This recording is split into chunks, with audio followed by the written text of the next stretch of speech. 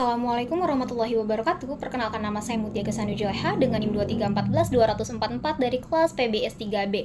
Di sini saya ingin menjawab kuis 1A. Langsung saja. Ruang lingkup hukum bisnis. Berikut ini beberapa ruang lingkup terkait dengan hukum bisnis yang ada di masyarakat. Yang pertama ada kontrak bisnis, yang kedua penanaman modal atau investasi, yang ketiga merger atau akuisisi, yang keempat jaminan utang, yang kelima surat-surat berharga, yang keenam ketenaga kerjaan, yang ketujuh perlindungan konsumen, yang kedelapan penyelesaian sengketa bisnis, yang kesembilan bisnis internasional, yang ke-10 hukum perbankan, yang ke-11 hukum tindak pidana pencucian uang, yang ke-12 larangan monopoli, yang ke-13 jual beli perusahaan. Adapun fungsi bisnis selain bertujuan untuk melindungi serta mengatur kegiatan bisnis agar tetap aman dan tertib, hukum bisnis juga memiliki fungsi sebagai berikut. Yang pertama, mengatur hak dan kewajiban masing-masing pelaku bisnis sehingga bisnis atau usaha yang dijalankan tetap berjalan di jalur yang sudah ditentukan dengan meminimalisir sengketa yang mungkin terjadi. Yang kedua, sebagai pedoman dan sumber informasi bagi para pelaku bisnis atau usaha dalam menjalankan bisnisnya sesuai dengan aturan yang ada. Yang ketiga, untuk mewujudkan kegiatan bisnis yang adil, sehat, serta dinamis karena jelas hukum bisnis yang tertulis. Adapun pendirian persekutuan komanditer. Tata cara pendirian persekutuan komanditer ini tidak jauh berbeda dengan persekutuan firma.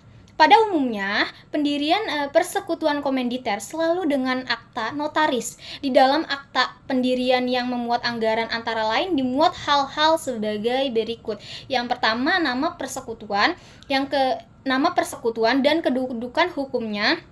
Yang kedua, maksud dan tujuan didirikannya persekutuan. Yang ketiga, mulai dan berakhirnya persekutuan. Yang keempat, modal persekutuan. Yang kelima, penunjukan siapa sekutu biasa dan sekutu komanditer. Yang keenam, hak kewajiban tanggung jawab masing-masing sekutu. Yang ketujuh, pembagian keuntungan dan kerugian persekutuan. Akta pendirian tersebut kemudian didaftarkan di kepaniteraan pengadilan negeri di mana persekutuan komanditer tersebut berkedudukan. Setelah itu, ikhtisar akta pendirian persekutuan tersebut diumumkan dalam tambahan berita Negara Republik Indonesia.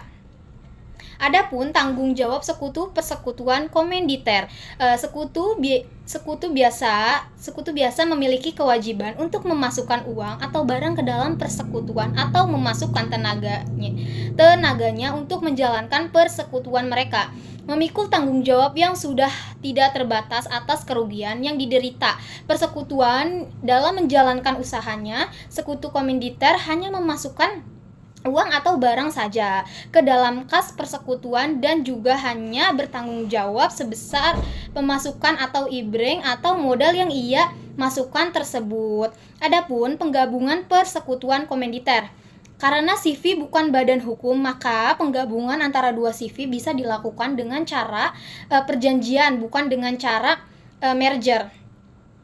Hapusnya persekutuan komanditer yaitu disebabkan oleh satu, lampaunya waktu yang diperjanjikan, dua, hancurnya benda yang menjadi objek, yang ketiga selesainya perbuatan pokok persekutuan, yang keempat pengakhiran oleh beberapa atau salah seorang sekutu, yang kelima kematian salah satu sekutu, adanya pengampuan atau kepailitan terhadap salah seorang sekutu. Terima kasih. Cukup sekian dari saya. Wassalamualaikum warahmatullahi wabarakatuh.